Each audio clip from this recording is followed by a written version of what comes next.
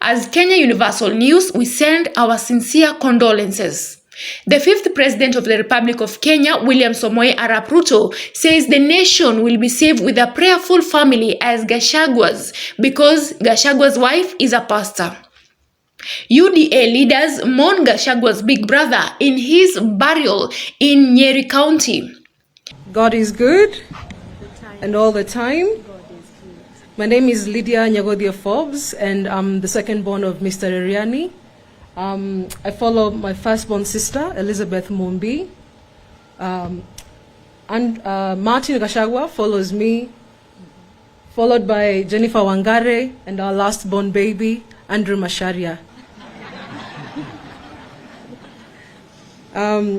Growing up, Mom used to say, our grandma said, I'll speak in Kikuyu first, Ogea dake dokumareriani mogane. Mogane.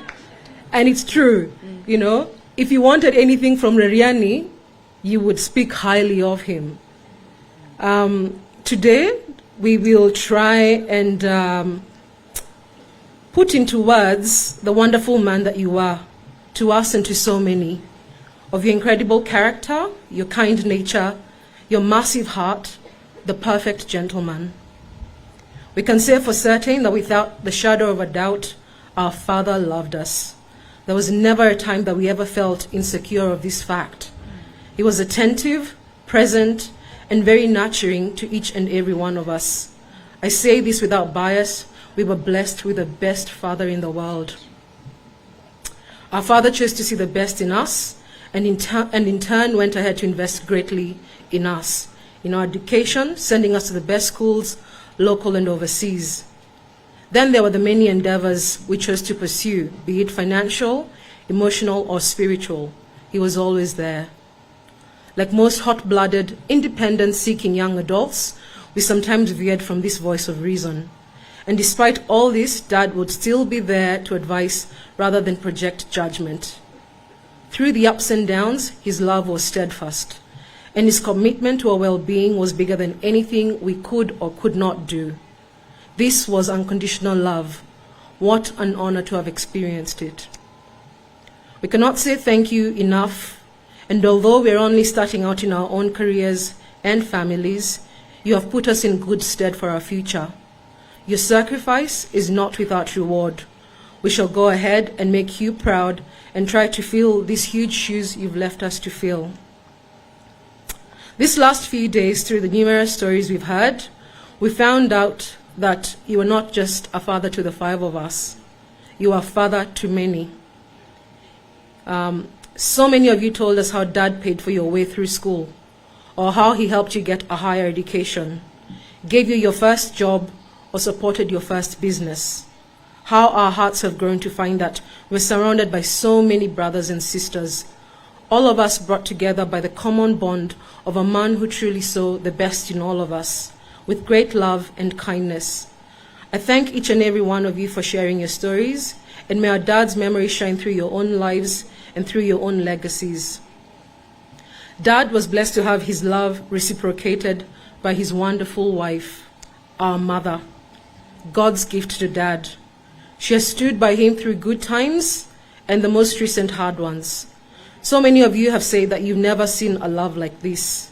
They were always together, and the warmth of their love and friendship was truly inspiring. As their children, we always had them affectionately call each other mommy or daddy. I can hear Dad yelling, "Where's mommy?" Not that he needed anything, but to be reassured she was never too far.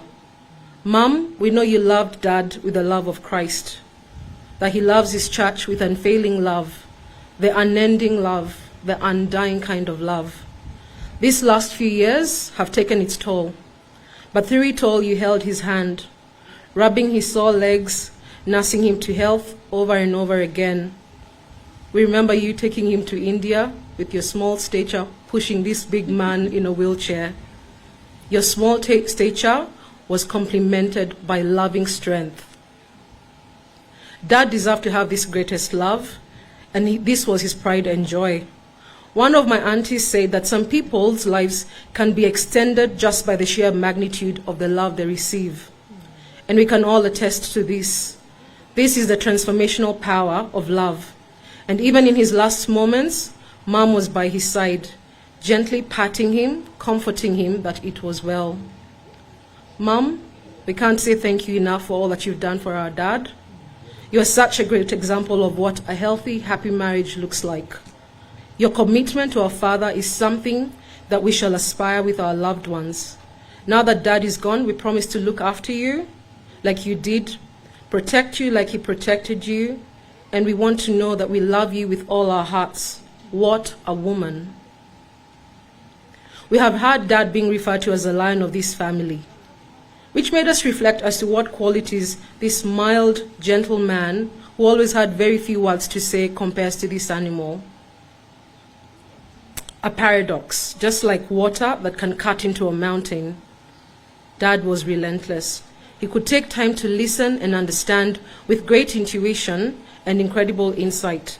It made him a trusted friend to many, and after speaking to so many of you this week, we are so humbled that you said Dad was your greatest friend and that you will never meet anyone like him.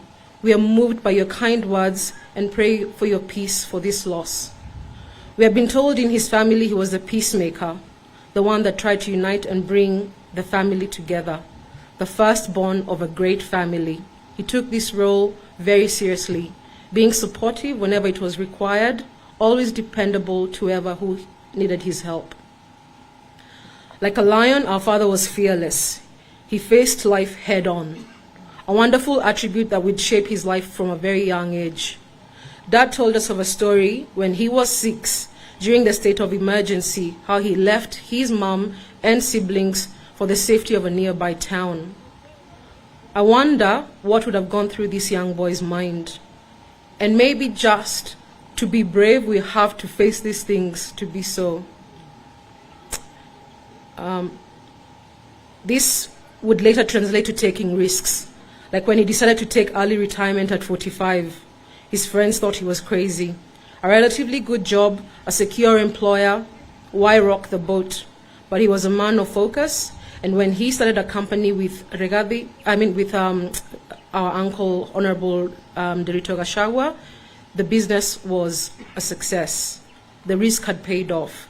And I remember him mentioning that in 1 year of that business, he earned what he would have earned for the rest of his working life. What courage! How inspiring.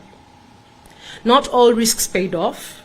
When life came with the curveballs, as it sometimes does, his fearlessness turned into faith, and this was his power. They say adversity can bring out the true essence of a man, and this we saw in our dad time after time. When Dad suffered a stroke a few years ago, this relentless fight, coupled by your numerous prayers, kicked in again, and he'd go ahead to recover and go about resuming his active, busy life. It's so telling of how he chose to live his life. It said, it's the set of the sails and not the direction of the wind that determines which way we will go. Even when the wind was strong and against him, he chose to set sail through choosing the right perspective. Maybe that's how he managed to fight so long. God was merciful to grant you these years where you fulfilled your life's work. When Dad got sick recently, we all knew it was nothing too serious. He had had some health concerns, but seemed to manage to bounce back time and time again. After all, he had suffered a stroke and survived. But about 2 months ago, he went to hospital with a case of pneumonia. He was treated and he came home. So when he fell ill a few weeks ago, we didn't think it was going to end the way it went. He had been discharged and been home for a few days. Okay. As a family, we have found comfort in a dream that my sister had a few days before his passing. She dreamt that he had built an incredible house, the most beautiful house she had ever seen. And her and Mom walked around wondering why he had kept it in secret. She said, "Mom, look how much Dad has done without our attention. He did it not out of love and not ego, not seeking any human sacrifice. Through his selfless nature, every life he touched was a brick in that heavenly mansion. And when his work was complete, it was time for his rest. We got confirmation that it was time. even before he went. And this has given us great comfort and knowledge that he is resting in peace. Dad, you lived life according to the greatest commandment, to love our neighbors as ourselves. We are all so much better for knowing you and being with you all these years. Rest well. We love you. Thank you.